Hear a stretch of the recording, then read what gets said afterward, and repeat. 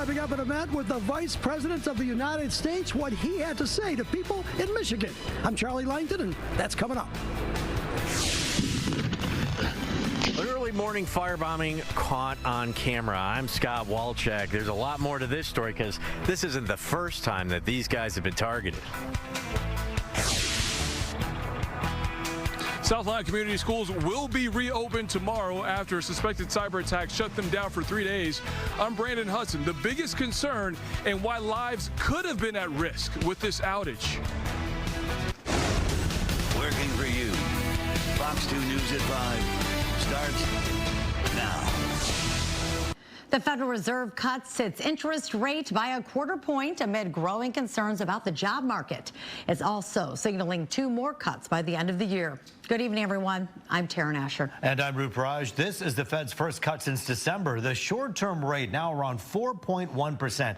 It could lower borrowing costs for mortgages, car loans, and business loans, and also boost growth. I feel like our policy has been doing the right thing so far this year. I think we were right to wait and see how tariffs and inflation and the labor market evolved. I think we're now reacting to, to the much lower level of job creation and other evidence of softening in the labor market and saying, well, those risks are maybe not fully balanced, but moving in the direction of balance now. Well, markets rallied after the announcement, but ended the day mixed. The Dow jumped 260 points. The Nasdaq lost 72. And as you can see here, the S&P dropped 6. Well, the news came as Vice President JD Vance visited Howell to talk about tax cuts and jobs. Money on everyone's mind. He also talked about his friend Charlie Kirk and even Governor Gretchen Whitmer. Fox 2's Charlie Langton joins us live with the very latest. He covered the gamut, Charlie. He really did talk about quite a bit here at the hatch stamping plant. This is here in Howell. Right behind me, that's where the vice president was. He spoke to probably a good 300 people. It was by invitation only, but they did want to come out to see the vice president in his first public event, although it was by invitation only, but his first public event when after his friend Charlie Kirk passed away by being murdered, I should say that.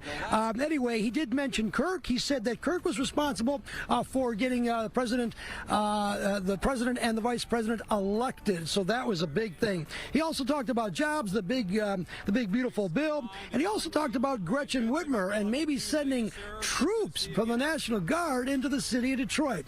But what really stood out and what really got the vice president excited was the fact that there were a lot of people, young people in the audience from Turning Point. That's the group that, of course, started by Charlie Kirk. So we got a chance to talk to some of the members from Kirk, and what about Governor Gretchen Whitmer? Take a look. We've got some proud TPUSA folks here. Would you guys stand up and be recognized by the crowd? We love you. There are a lot of stories of discrimination against conservative students. So you as a conservative feel discriminated against at your own college, Michigan State? Absolutely. Unfortunately, when we do that and combine it with the high level of, hot political rhetoric we've seen, we end up with events like the ones in Utah. Why do you think more students are joining the Republican Party as opposed to the Democratic Party? I think Charlie Kirk really opened up the eyes of especially the young community. I mean, everyone knew who he was. Everyone watched him. And his message is just screaming even louder now, unfortunately, that he's gone. But my one message to Gretchen Whitmer is, look, the city of Detroit we know has got some serious crime problems, and we know that it's the people in Detroit who suffer the most when crime is allowed to run rampant all over city streets. Gretchen, we are happy to send the National Guard to Detroit, Michigan. All you got to do is ask.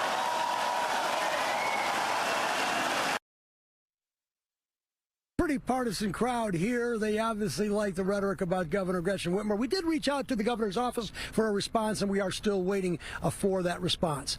Jobs and job creation, probably why hatch stamping was chosen, because it is a local company that does jobs, and they have to deal with tariffs, although the word tariffs never mentioned by the vice president today. Nevertheless, a very enthusiastic crowd, as you just heard, here in Howell. I am live at the hatch stamping in Howell. I will send it back to you. Yeah, and just minutes ago, Mayor Mike Duggan responding to that particular statement by Vice President JD Vance, essentially saying crime is down in almost every category in the city of Detroit. We don't need the help, but this is an important part of what this VP and what this president say when they go across the country. Well, it's been a common theme, and we've seen the National Guard in other parts of the city. I don't know that Detroit is really on the list. This was actually a very strong, this is a very Republican town here, so I think there was some strategy here to just kind of rally up the troops. Jobs were the big deal, and I think that there's an issue about tariffs, and I think that I talked to some, a Republican, hardcore Republican who owns a business actually right down the road here. We'll talk about that at the 6 o'clock hour, but what does he think about tariffs that actually is hurting his business? So never once were tariffs mentioned. A lot of other things, but not tariffs. We will see. Tune in at 6, though. It's good. All right. We'll look forward to hearing from that business leader tonight at 6 with you. Charlie Langton for us live tonight. Thank you. All new at 5, a Farmington Hills police officer is facing charges accused of assaulting a cadet. The Wixom man was charged today with 3 counts of criminal sexual conduct for an alleged incident that happened earlier this summer. Michael Rabinski is accused of calling the cadet, telling her he was drunk, and asking her for a ride home. Investigators say when he got inside her car, he allegedly tried to kiss and grope her. Then, after arriving to his destination, Rabinski allegedly refused to get out and then fondled the cadet again. The police chief and city manager responding to the charges in this joint statement, saying in part, upon learning of pending charges, the police department immediately placed the employee on paid administrative leave and his law enforcement authority was suspended. A rude awakening today for a woman in Detroit. Security video caught someone firebombing a car in her driveway and then running off. And it turns out this isn't the first time a vehicle there has been vandalized. Let's get live to Fox News' Scott Wolchek. He's speaking with that homeowner tonight. Scott. Hey, Roop. Hey, Taryn. Yeah, you know what? This vehicle has been through the ringer. Take a look. I mean, you saw the video a little bit earlier, but this is what's left of this Malibu 2012 here.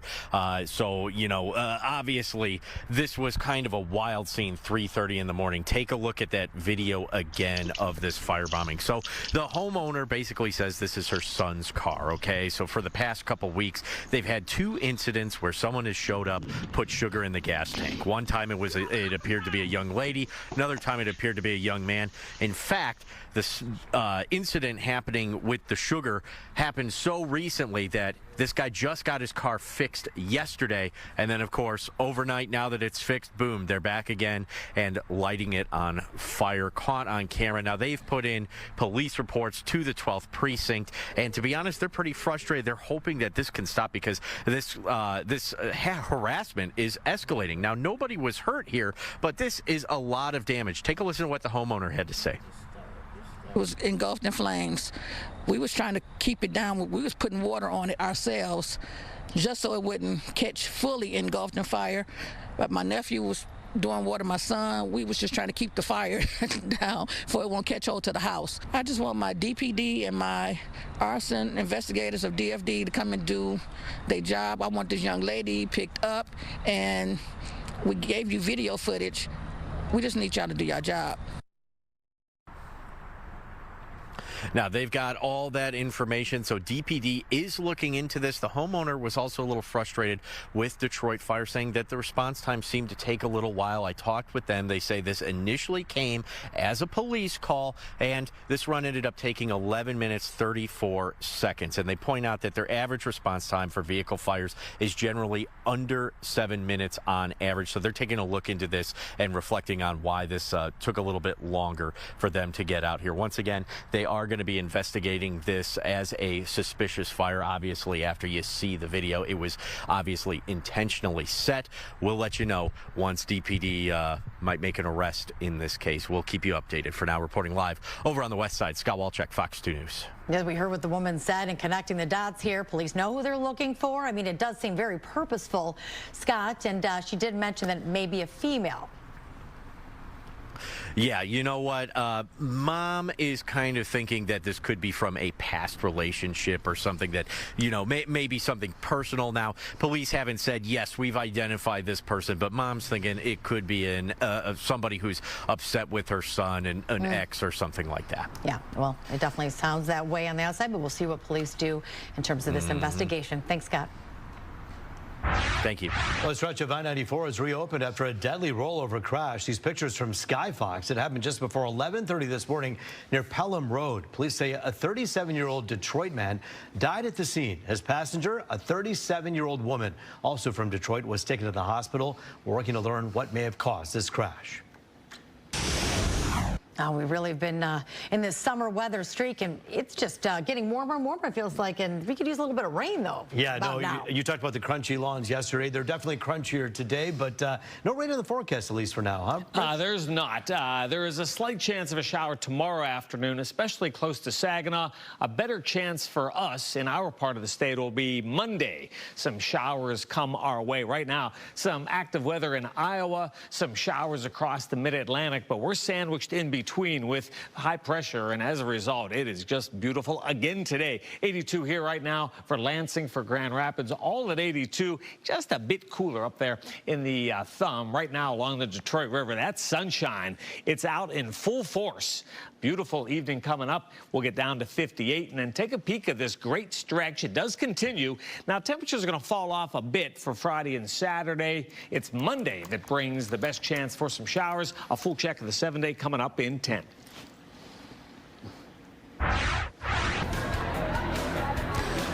So we have something really exciting, and it's happening live on the east side of Detroit. We are at a charter school where 750 pairs of shoes are being given away today. We're talking to a family, we're talking to the principal, we're talking to everybody. It's coming up.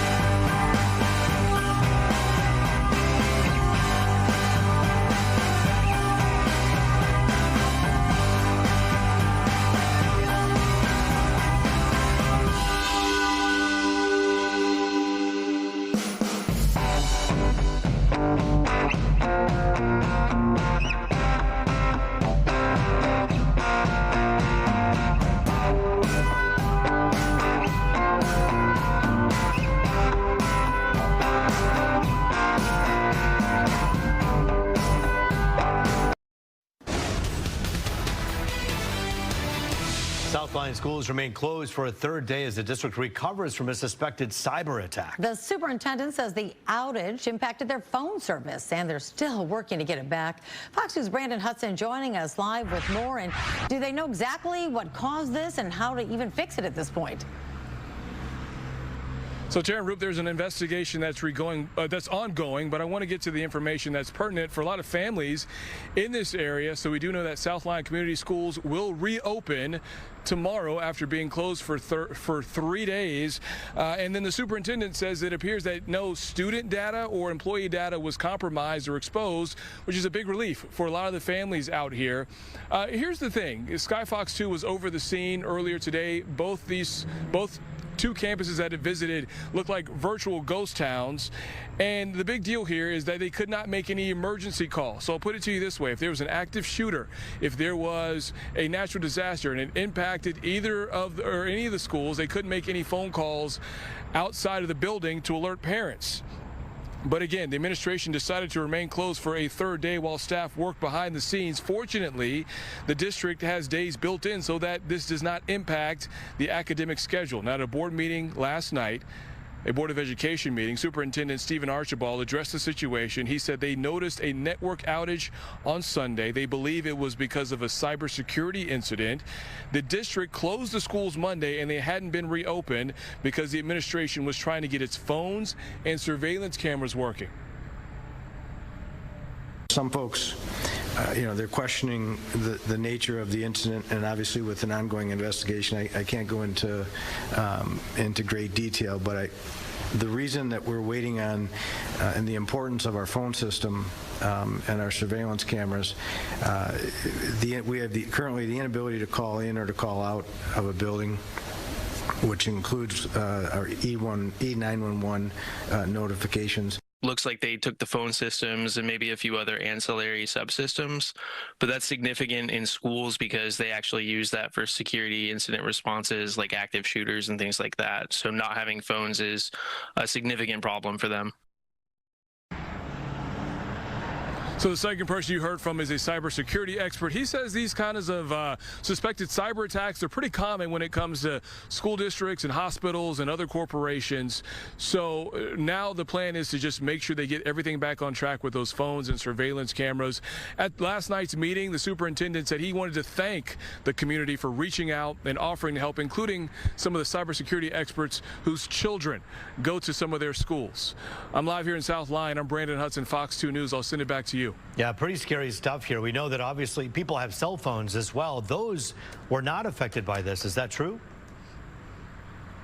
Yeah, those weren't affected, and they said that a lot of the things that you would expect to be aware of or concerned about as far as, student safety, employee safety, those weren't impacted as well. However, now the plan is to try to build back up that defense. And the cybersecurity expert, he compared this to a castle. You got your gates, your moats. You got to make sure that none of the offenses get across that and breach and cause any more exposures.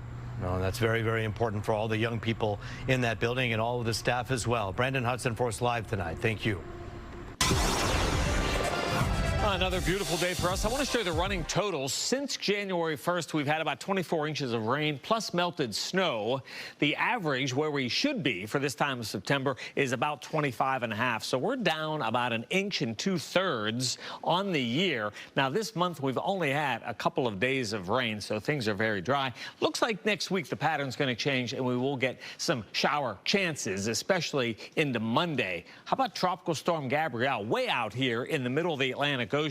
But notice the forecast track takes it up close to Bermuda Monday afternoon, and this will likely strengthen. We'll be watching it, but again, right now, just a problem for the shipping lanes of the central Atlantic. High pressure for us. Another beautiful day. Yes, there are showers and storms in Iowa. Here's our old coastal low. It is winding down over the mid-Atlantic, so still some showers around New York, Cape Cod, through the Chesapeake Bay region. For us, sunshine galore all across the region, up into the thumb for Detroit, Lansing, Grand Rapids, Kalamazoo, Fort Wayne, dealing with sunshine, 82 degrees right now. Wind is nice and calm, so there's not a lot of wind in the forecast. There's a lot of 82s on the map right now. 81 Windsor, 82 as far west as Lansing. Again, the winds are light and variable. Look at some of these warm spots on the map. There's Fort Wayne at 86, Springfield, Illinois, and Cincinnati, Ohio at 88. Way up there in Marquette, not quite as warm at 72, but high pressure is slowly winding down. So as a result, we're going to see a weak cold cold frontal passage Thursday night. That means for Friday and Saturday, we'll see highs in the 70s, not the 80s, and you'll see it all reflected in the 7-day forecast. For the rest of tonight, comfortable, great weather for Tigers baseball inside Comerica Park. Here's your Thursday forecast. Look at that, back to 84 with a mix of sun and clouds. And yes, there is a chance for a stray shower tomorrow, especially up in the thumb. Check out the 7-day 77s for Friday and Saturday, back to 83 Sunday. And there's Monday. We officially welcome fall with spotty showers. Rupen Taryn, another check in 20.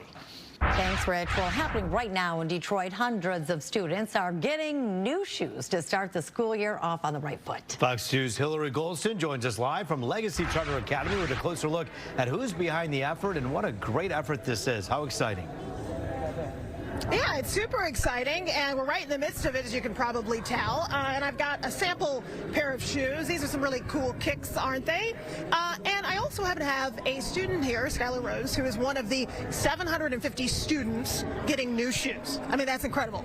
So I already got a little preview of your cute new shoes. What do you think? They are good. I'm just happy that I got new shoes. And you told me before something about that they're kind of cute and maybe your favorite now? Yeah. Yeah, perhaps. All right, so her mom, Miss Melton, is here. You have 8 children. Yes, I do. What does an event like this mean for you? I'm very grateful for it, and I'm happy that my children actually like them. They love shoes, but we all know that back to school costs can be very painful. So I'm happy the fact that my principal was able to make this opportunity for myself and my students as well. And obviously, like, I can see many of your children here. They enjoy the experience. Yeah? Yes, they love their shoes. They're happy, so I'm happy. Yeah, absolutely. So, Principal Tomlinson, I saw you in the hall connecting with your students. You understand them. What is the depth of the need here? Man, it means everything to our students here. They love to look good, and when they look good, they behave good. And when they behave good, they learn good. So this means everything. Our families don't have to worry about purchasing shoes. The students don't have to worry about if kids going to make fun of me. Well, then kids won't get in trouble for making fun of them students. But this means everything to the community, and I'm very happy that Samaritan's Feet made it happen for our Legacy family. Yes, ma'am. Yeah, you know, when I was seeing you in the hallway, and I had a chance to talk to one of your administrators just kind of off the cuff, and she was saying, look, you really connect with the kids, and you'll notice somebody's coming in maybe during the fall with winter boots because they don't have shoes. You're picking up on these cues when the kids are in need. Yes, I had a third grader who had a pair of shoes on that was a size 3. When I measured her foot was a 5. So we just had some stock at that moment to get her shoes. So this event means so much. It means the kids' feet won't be wet, right, with holes in the bottom of their shoes. It means that they have options now. And I'm telling you, with chronic absenteeism on the rise, this is going to allow students to come to school more often and be happy to be here.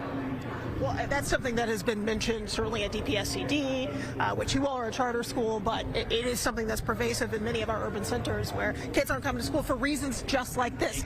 Do you find that this is a barrier that's removed? This is going to be one of those barriers removed, and I am excited for tomorrow because they're all going to come with bright-eyed and bushy-tailed and new shoes. All right, bright eyes, bushy-tailed, new shoes. I don't think we can get very much better than that, Rupen Taryn. I'm going to send it back to you in the studio. All right, thank you, Hillary. What if, instead of hunting for a job, companies were actively looking to hire you? I'm Dave Spencer. Coming up in MoneyWorks, I'll show you a place where your kids can get a leg up on the competition.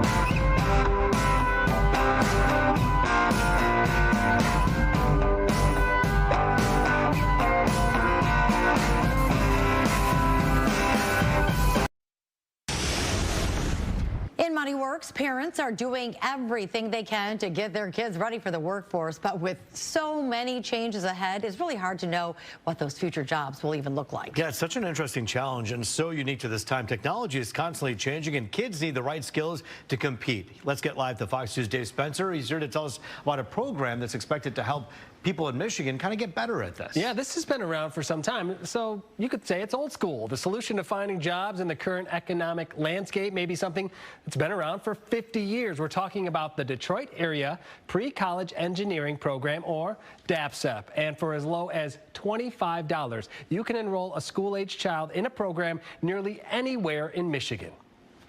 The leaders at the Detroit Area Pre-College Engineering Program, or DAPSEP, believe the path to success starts at a young age. It's all hands-on.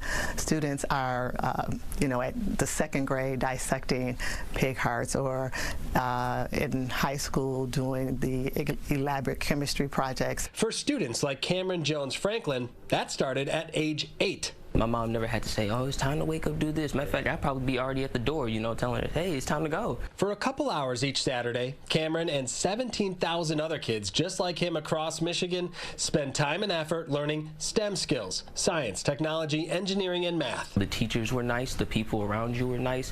The actual, content that you were learning was amazing. Yeah. It was fun. Drawing on 50 years of experience gives DAPSEP a deep pool of alumni to come back as teachers and mentors, teaching kids what could be possible. The jobs that the students will have in 10 years are jobs that had never been done before. Now, instead of kids like Cameron Jones Franklin looking for a job, companies are looking for him. I'm actually in some of the new e-mobility space. So when you think about electrification, batteries, all the new management of conserving our energy, that's the technology that I focus on. Yolanda Durfield knows what a DAPSEP grad is capable of. Her kids attended the program as well. And now she's making sure the company she works for has the best and brightest. It's been our passion to sort of look for that next generation of technology and those students who really are interested in that math and science curriculum. We are helping connect them to our corporate partners who have internship opportunities, because again, we are building that pipeline for the state of Michigan. And a pipeline like this one can use some restocking. Currently, there are 800 spaces for open enrollment this fall. While DAPSEP started in Detroit, it's now offering classes all across the state. The price ranges from $25 to $100, depending on the program and the age of the student. But they also offer financial aid. We want to make sure that every student has access to these learning opportunities. And here's the best part. As for the teachers at DAPSEP, most of them are former students themselves who want to give back because they believe in what the program is capable of. You can find out more information on how to enroll your child at dapsep.org, or you can find a link at fox2detroit.com. For MoneyWorks, I'm Dave Spencer. All right, important stuff. Thanks, Dave, for that. A new order from Governor Whitmer to boost access to COVID vaccines, how it compares to federal guidelines. You're watching the news at 5.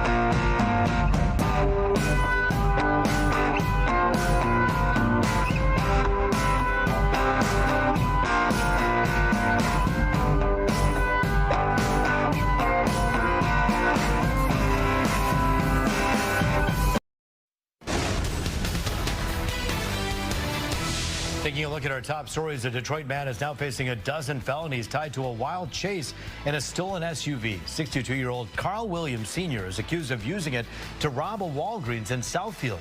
Police later spotted him at a car wash and say he hit two squad cars while trying to get away. Williams allegedly sped off, driving more than 100 miles per hour down 8 Mile before crashing into a median.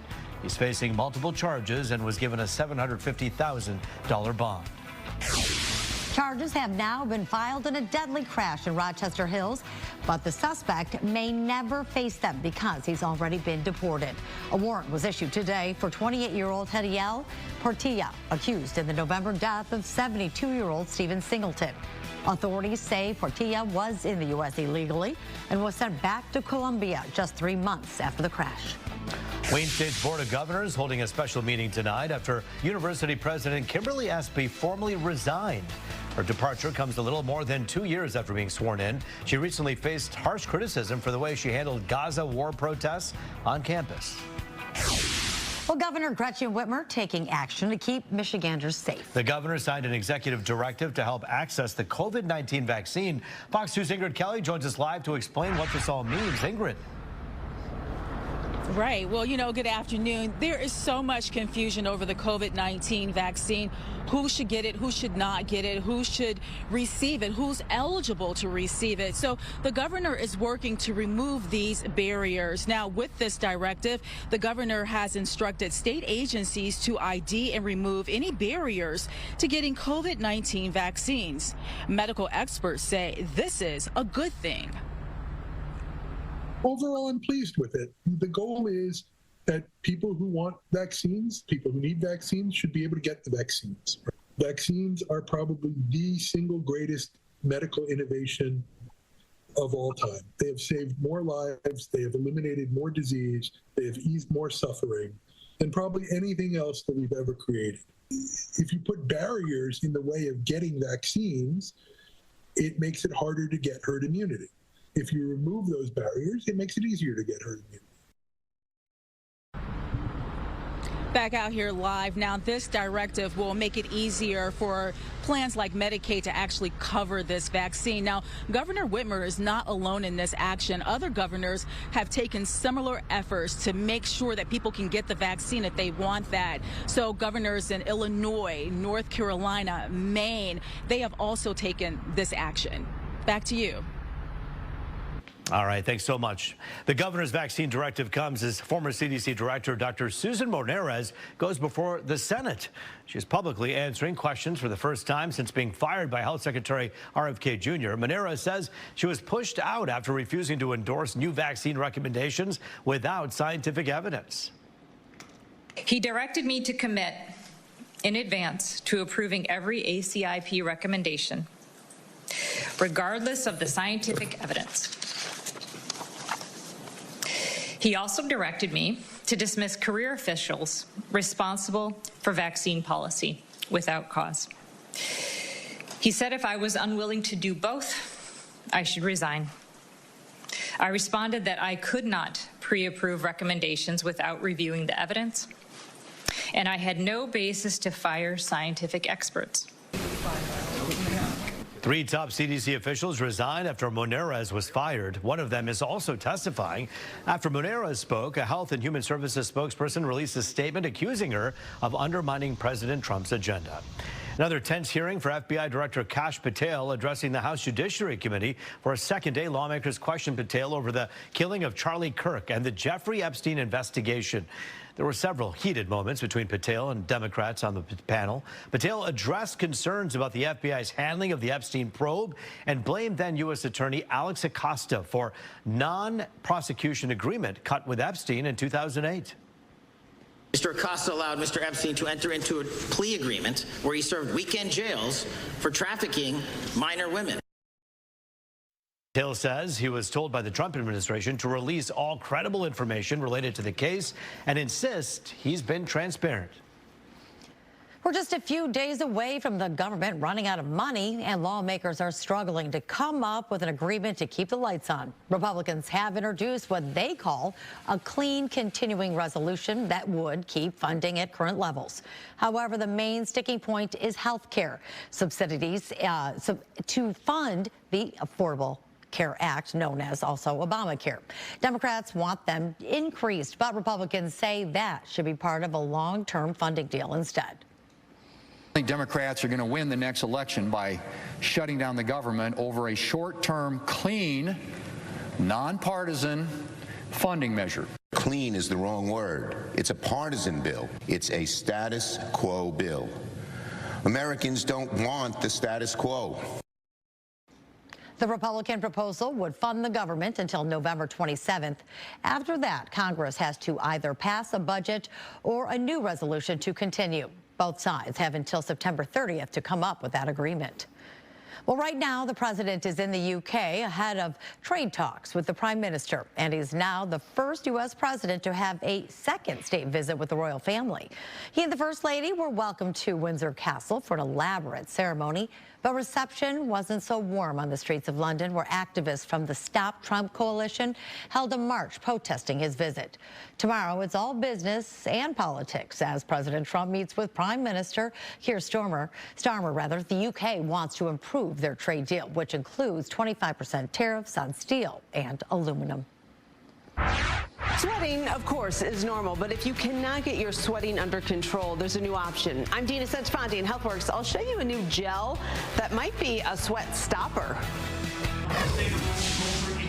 The Tigers with a 5.5-game lead on Cleveland, but can Detroit increase that margin in Game 2 of this 3-game series?